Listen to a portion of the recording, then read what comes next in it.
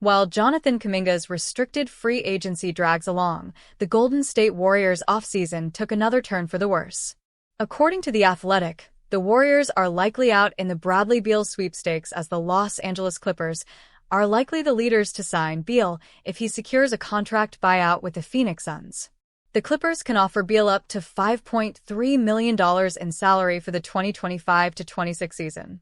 Additionally, the Clippers have an opening in their starting unit after trading Norman Powell to the Miami Heat in a three-team deal that brought back forward John Collins.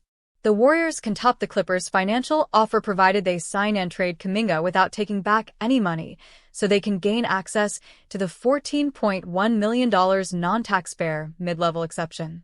Beal could give the Warriors a potent backcourt next to Stephen Curry. They could form a new Fab Four with Jimmy Butler and Draymond Green flanking them. And if Al Horford joins them, as multiple reports suggest, then that will be a star-studded starting five, though it would be the oldest in the league with Beal the youngest at 32. But that boat may have already sailed for the Warriors, who are still awaiting resolution to Kuminga's restricted free agency. The Athletic added that Beal has also considered the Warriors, Los Angeles Lakers, and Milwaukee Bucks, citing league sources. If Beal joins the Clippers, he will be part of a formidable starting unit that already has James Harden, Kawhi Leonard, Collins, and Ivica Zubac that, when healthy, could stand in the way of the Warriors' bid to make a deep playoff run.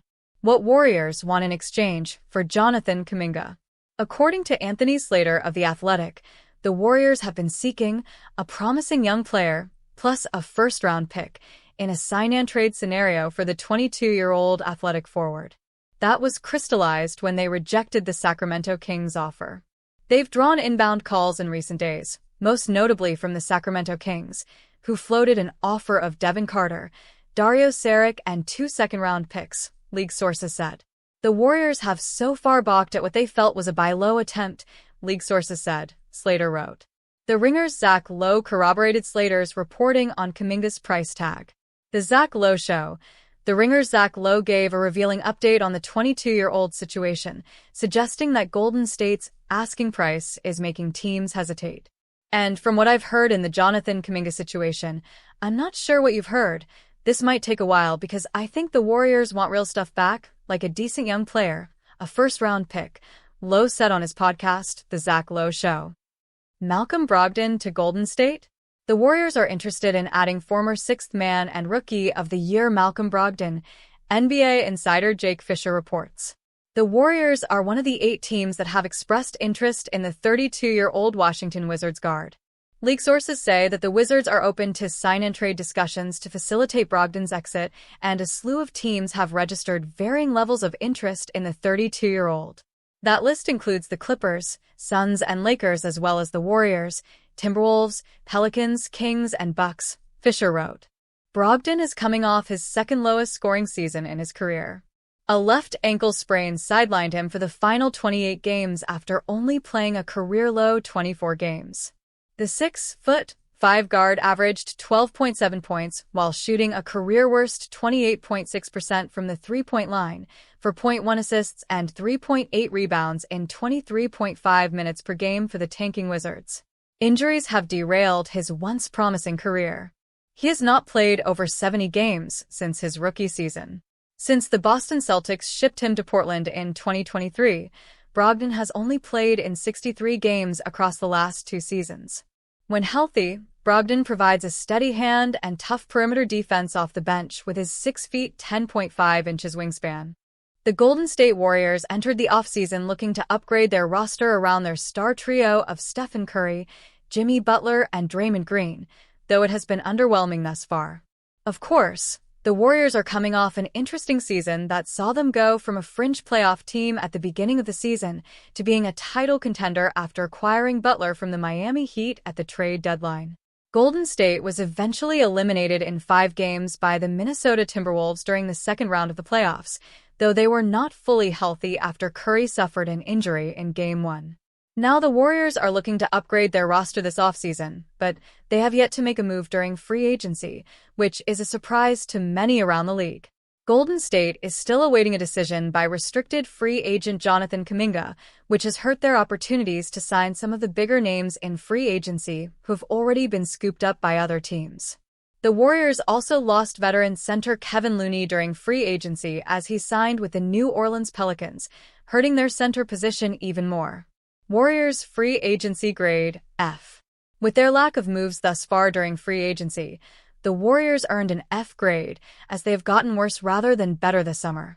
Of course, the Warriors still have time to make moves as they await a decision by Kuminga, as well as Al Horford as he contemplates retirement despite multiple teams being interested in signing him. Despite this, Golden State has already lost out on multiple players that they were linked to, and with many other teams in the West upgrading their rosters this summer, the Warriors are running out of time as players continue to sign with other teams. Due to this, the Warriors may be forced to look at the trade market more than in free agency to upgrade their roster as they try to chase another championship next season. The 2025 NBA offseason has been full of change, but many are underwhelmed after many were saying it would be the craziest offseason ever. Still, there is plenty of time for big moves across the league, but one team in particular has oddly made no moves at all.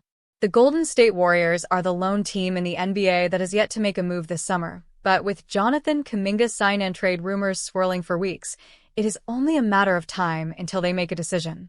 The Sacramento Kings have been noted as a top potential suitor for Kuminga. However, the Warriors reportedly did not like their trade offer for him, which consisted of Devin Carter, Dario Saric, and 2 second-round picks.